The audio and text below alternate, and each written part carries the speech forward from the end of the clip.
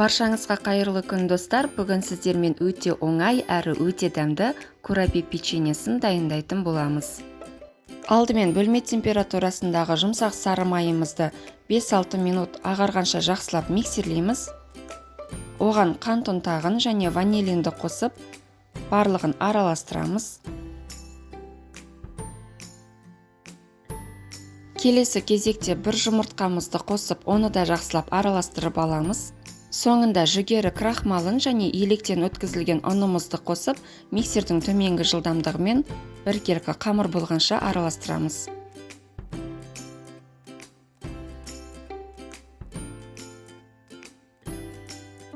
Бізде осындай массалы қамыр шығады. Енді қамырымызды кондитерлік қапшыққа салып, насатканың көмегімен пергамент қағазы төселген формамызға сығып шығамыз.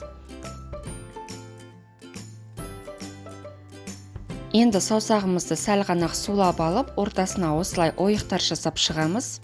Енді осы ойықтарға кондитерлік қапшыққа салып алған джемімізді салып шығамыз. Менде клюквалы джем, кез келген джем қолдана берсеңіз болады. Печеньемізді 200 градус қызып тұрған пеште 15 минут пісіреміз.